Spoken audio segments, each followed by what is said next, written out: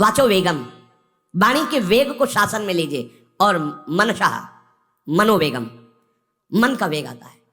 ये देखूं, ये भोगूं, आदि आदि संकल्प विकल्प, इसके वेग को सह जाओ। कुछ नहीं बोलना, सहने का मतलब होता है कुछ नहीं बोलना। मन कह रहा मुझे ऐसा करना है, मुझे ऐसा करना है, मुझे ऐसा, कुछ नहीं बोलना। कुछ भी उसकी जलन जो हो रही है किसी से नहीं कहना, शांत गंभीर, खत्म। पर उपासक क्या करता है, जो कच्चा उपासक है, नहीं नहीं अब मेरे मन में आ रहे, मेरे मन में जलन हो रही, मुझे ऐसा करना है, मुझे ऐसा नहीं। शांत, न बोलना है जो मन में आ रहा है, ना उसकी जलन पर ध्यान देना है, अपने मंत्र नाम उपासना कर्तव्य में लगे रहो, शांत हो जाएगा। इसके शांत करने की युक्ति है, इसे मतलब मत रखो। जैसे एक पागल आदमी रोड में खड़े तुम्हारे ऊपर कंकड़ फेंके, थूके, गाली दे, तो अपने लोग क्षमा भाव से क्यों पागल है, ऐसे मन भी पागल है, इसके निर्णय पे ना हो। ये क्षण क्षण में बदल, इसको भजन से मतलब नहीं है, इसको क्षण क्षण में नवीन नवीन प्रपंच चाहिए। ये मनशा वेगम, मनोवेगम, इसका स्वरूप यही है, यही बंधन और मोक्ष का कारण है। ये क्षण क्षण में प्रपंच चाहता है। 5 ज्ञानेंद्रियों के द्वारा ये जाल रचा करता है जीव को फंसाने का। जहां हो, जैसी परिस्थिति में हो, बहुत अच्छी परिस्थिति भगवान ने दी, उसी परिस्थिति में भजन कर ले जाओ। परिस्थिति बदलने की जरूरत नहीं है, भजन करने की जरूरत है। भजन कर ले गए तो स्थिति बदल जाएगी, परिस्थिति नहीं। परिस्थितियां कहीं भी अनुकूल नहीं होती, स्थिति अनुकूल बनाई जाती, भजन के द्वारा स्थिति। जीवन में कभी कोई परिस्थिति ही ऐसी नहीं रही जिसमें भजन किया जा सके। जीवन में पूरे, अगर पूरे जीवन के तारतम्य को देखते हैं तो एक कष्ट की वेदी पर स्वाहा ही स्वाहा होता रहा है।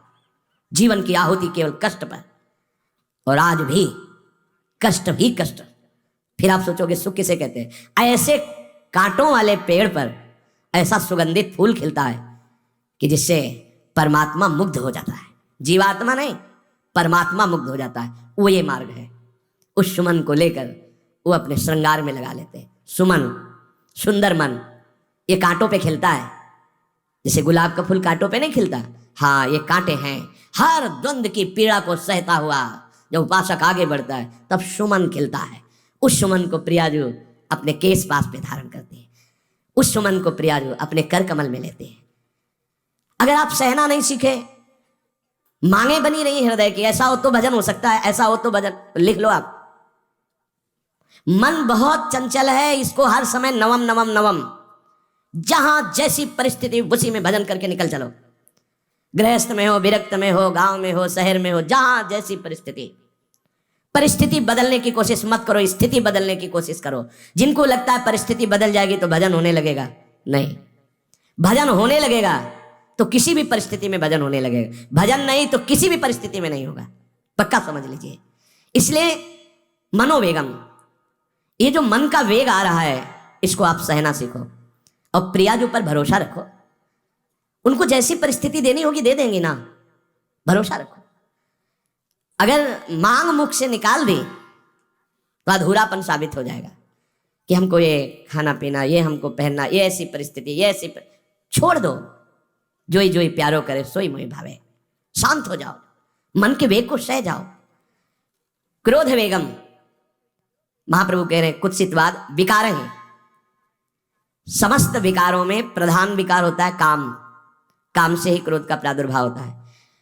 क्रोध एक वृत्ति है जो आने जाने वाली, स्थायी कोई नहीं है। जिस समय आपके अंदर क्रोध आए उस समय मौन होकर हट जाइए वहां से, तुरंत जाकर थोड़ा ठंडा पानी पिए, प्रभु के चरणारविंद की तरफ अपनी वृत्ति को ले जाने की कोशिश कीजिए। उस व्यक्ति से चिंतन हटाइए जिससे क्रोध आ रहा है, उस व्यक्ति की उस क्रिया से चिंतन हटाइए जिससे क्रोध आ रहा है, हट जाइए। ये क्रोध का वेग अगर आता रहा तो भजन करने पर भी अनुभव नहीं हो पाएगा। एक बार अच्छे से क्रोध आ जाए, अंदर हृदय जल जाए, तो 1 महीने भजन के प्रभाव को रोक, क्रोध को सहना है, उसके वेग को सहना है। वाणी के वेग, मन के वेग और क्रोध के।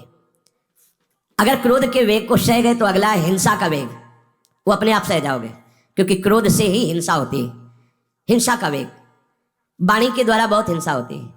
ऐसे कठोर वचन बोल दिए जाते हैं जो हृदय को चुभते रहते हैं। बाहर का डंडा लगा है, पिटाई हुई तो 2-4 दिन में ठीक हो जाएगा, लेकिन हृदय में जब पिटाई की जाती है कठोर वचन के द्वारा, तो 10 साल बाद अगर दिखाई दे तो फिर ये वो बोला था, ऐसा बोला था, वो हृदय में घाव बना रहता है। वाणी का हिंसात्मक स्वरूप प्रायः क्रोधी जनों में ही पाया जाता है। अगर क्रोध वेग को सह गए तो वाणी के द्वारा हिंसा नहीं होगी। और मन के द्वारा